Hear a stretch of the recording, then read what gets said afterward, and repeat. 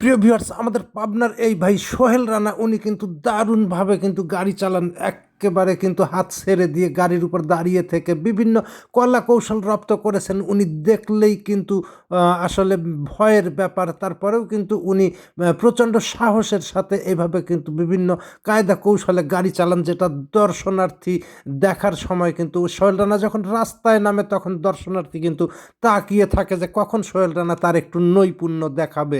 তা ভিউয়ার্স, উনি কিন্তু দুর্দান্ত গতিতে আমাদের চাটমোহর হরিপুর রোডে কিন্তু এগিয়ে চলছে।